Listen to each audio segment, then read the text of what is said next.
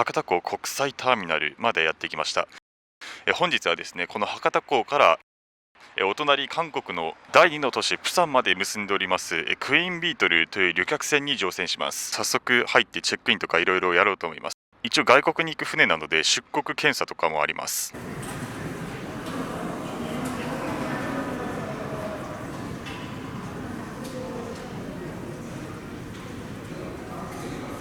1階がもろもろの手続きをするチェックインカウンターで、2階が乗り場、待合室ということになっています。いろいろね、手続きは済ませました。画面左奥が出国審査、そして出発ゲートで、こっちの方には到着ゲートもあります。本当に空港みたいですね。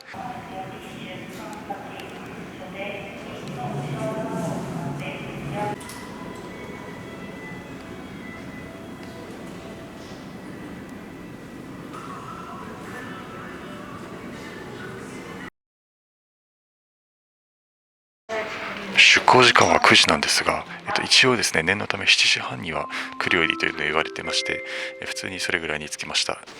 でも7時半多少過ぎても大丈夫かなと思います。無事ですね、出国審査とか終わりまして、普通の空港とそんなに変わらなかったです。いやー、止まっていますね。じっくり見るのは初めてです。いや、かっこいいな。コロナ前までは航空会社のボーイングが開発したジェットフォイルっていうやつで、なんか飛行機みたいにしてですね、水を後ろにものすごい勢いで吐き出して高速で走るというやつだったんですけれども、今回はですね、それよりも安定性とか、あとは定員をもっと増やそうということで普通の船に変更になっています。普通といってもちょっとね違う船なんですが、すごく安定して航行ができるようになっております。今までのジェットフォイルだとシートベルトをつけていなきゃいけなかったんですよ。なので船内で買い物をしてもらったりお金を落としてもらうことができなかったと、それもあって若干早いだけの高速船というのはもう諦めて、ちょっと遅くなるんですけれども、このクイーンビートルを新造したというわけですね。いよいよですね、入国制限が大幅に緩和されまして、2022年11月4日昨日からですね、運航を再開しております。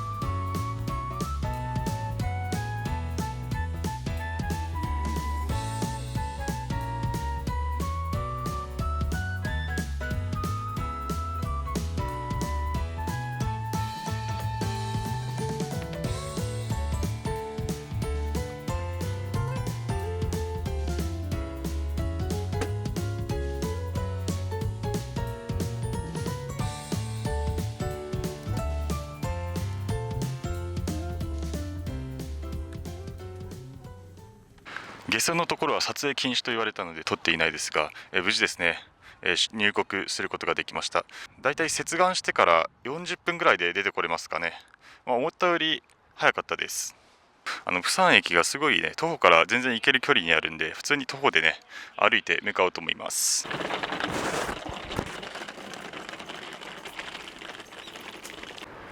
5分ぐらいかけて歩いてきましたけれども、あれが釜山港のターミナルで、めっちゃでっかいビルがあって、これが釜山駅の駅舎ですね。という感じで、釜山港のフェリーターミナルも交通系施設店から非常に近いんでね、結構便利だと思います。ということで、クイーンビートルの動画ご視聴くださいましてありがとうございました。